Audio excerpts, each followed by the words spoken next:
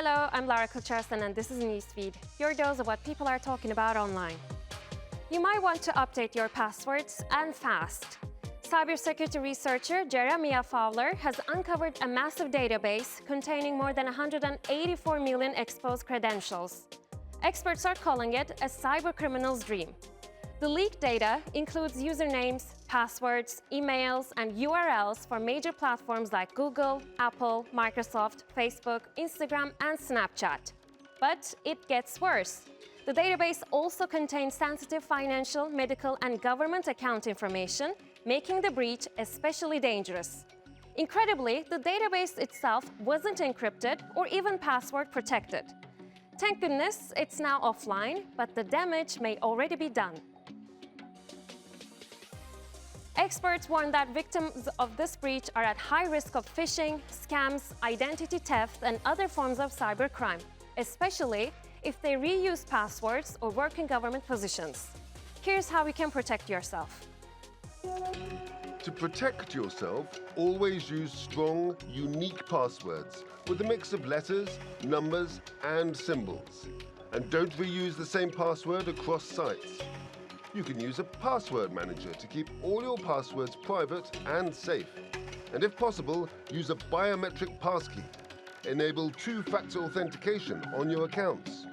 Regularly check your accounts for suspicious activity. If you suspect your data has been breached, check your accounts on password leak checker sites. Run regular antivirus scans and set them to run automatically. And always remember, you're the last line of defense. One click is all it takes, so be cautious with links, QR codes, and attachments from unknown sources. But even with your best efforts, sometimes a breach isn't anybody's fault. Most recently, Adidas confirmed a cyber attack in which criminals accessed customer information. The data breach involved people who had contacted the company's help desk. The stolen data mainly consists of contact details, and the company says passwords and payment information were not compromised. The breach adds to a growing list of cyber attacks hitting major UK retailers in recent months. Marks & Spencer, Co-op, and Harrods have also been targeted. While there is no current evidence linking them to the Adidas breach, UK authorities are now investigating a well-known English-speaking hacker group, ScatterSpider, as the likely culprits behind some of these attacks, including the one on M&S. ScatterSpider. If you don't work in cybersecurity, you might not have heard of them, but they've been targeting some major industries. They are great at manipulating people. It's less about cracking code for ScatterSpider and more about cracking human behavior. And frankly, it works. It's a high-tech version of a con game. They don't just break in, grab what they want, and leave. They hang around, learn how the system works, and waits for the perfect moment to make their move. In 2023, they hit 2 major Las Vegas resorts. Using social engineering techniques, they infiltrated the casino's internal systems. They even bypassed multi-factor authentication to gain access to sensitive data. The MGM's systems were so severely disrupted that it affected everything from hotel room keys to restaurant payments. And Caesars ended up paying a $15 million ransom. High-profile incidents like this show how disruptive and costly their tactics can be. That means their network is spread out all over the world, which makes them hard to track and even harder to stop. They're not just interested in stealing data. They aim to cause disruption. This could mean holding data for ransom or selling it to the highest bidder. Either way, their goal is to create chaos. Elon Musk's xAI has partnered up with the Telegram messaging service. His chatbot Grock will now be available to Telegram's estimated 1 billion users for a year. The development comes after Meta incorporated its own AI application into the WhatsApp messaging service. Elon Musk, xAI, and Telegram are teaming up. xAI is investing $300 million into Telegram, and its Grock AI chatbot is coming to Telegram's 1 billion plus active users. What's Telegram get? Big cash, plus they'll pocket 50% of all Grock subscription money made through their app. This is Grock's first major leap outside of the X platform. On Telegram, it'll do chat summaries, analyze documents, and more right from the search bar. Will xAI use Telegram data to train Grock? They're quiet on that for now.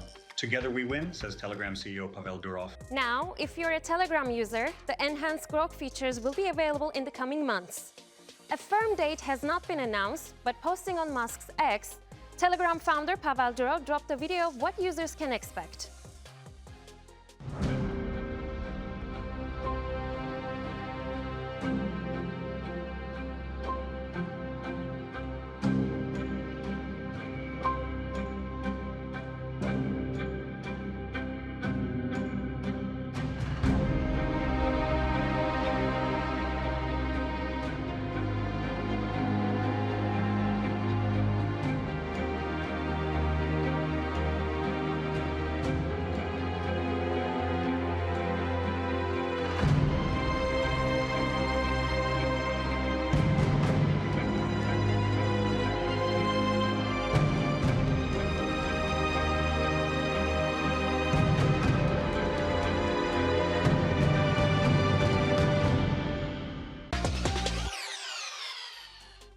Guess what, Potterheads? That HBO Harry Potter TV series that many have been waiting for has finally revealed its leading young trio of actors.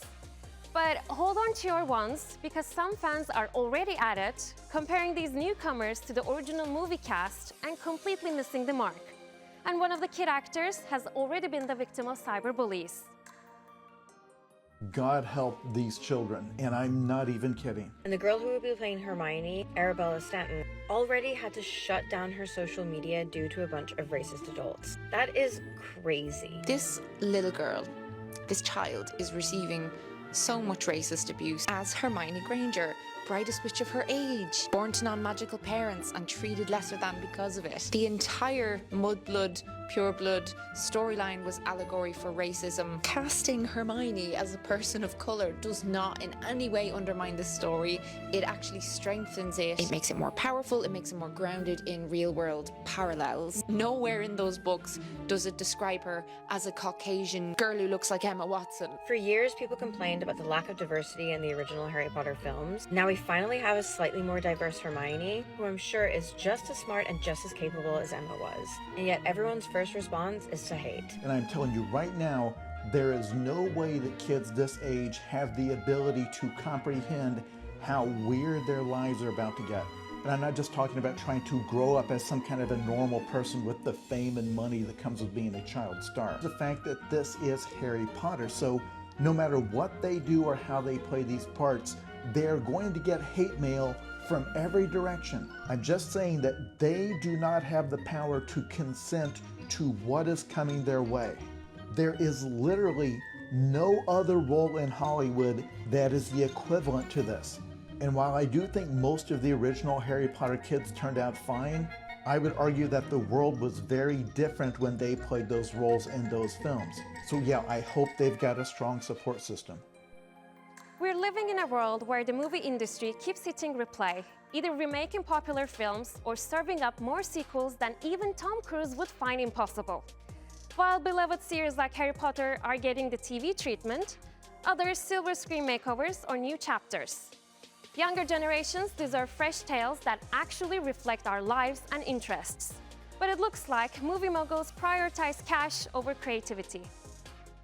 We're not even halfway through 2025 yet, and 38 new reboots, remakes, spin-off sequels, adaptations, whatever you want to call them, have already been announced. We are in a recession of originality. Like, we are getting a Harry Potter TV show. Did this come out even like 10 years ago? What are we doing? And humans crave humanity. We want more stories like these that actually feel reflective of the human experience. And if you look at the past 4 Best Picture winners at the Oscars, they all feel like they offered something new. Yet 10 out of 10 of the highest grossing movies of last year were all sequels and remakes, every single one, which is so disheartening. It is this proof of capitalism, that doing something that is safe and profit maximizing is always going to outweigh the risk of doing something creative and innovative. And it's not that these are bad movies. Many of them are actually incredible. I just feel so bad for like Gen Alpha and the young kids of today that literally are just feeding off of our leftovers. Like, they have no news stories at all. Manifestation trends go hard on social media from time to time. People say like attracts like, manifested into reality. But what is manifestation really? It's the belief that if you focus your thoughts on something, like love, money, or success, your dreams will come true. Some people swear by it, others mock it. But here's the twist. There is some science behind it. So, can you really think your dreams into reality? Let's break down the so-called science of manifestation. So here's the scientific view of manifestation and how your brain programs your reality. According to physicist Thomas Campbell, he says that manifestation is connected to something called entropy, which in science is connected to randomness and disorder of a system. Where he says the whole point of manifestation is to increase the probability of a future event happening. So, to manifest effectively, one must be able to decrease the entropy of their own system in order to create a strong enough signal to shift these probabilities. What you want to do is to use all of your sensory organs as much as possible to embed that intention. So by writing it down, by reading it aloud, by reading it silently, by visualizing it, that creates the process where this gets embedded and into your subconscious. And what happens is once you get this embedded, it activates different parts of your brain. It's something called the default mode network. This is what happens when your mind wanders or you're daydreaming. And it's self-referential because it's internally focused, but it's where you create the narrative of who you are or what you want. Chinese paraglider Peng Yujiang was flying high until a freak gust of wind propelled him high into the sky. He was nearly frozen to death after being sucked into a cloud vortex nearly 9 kilometers above sea level. Peng's bone-chilling survival was captured by his camera minute by minute.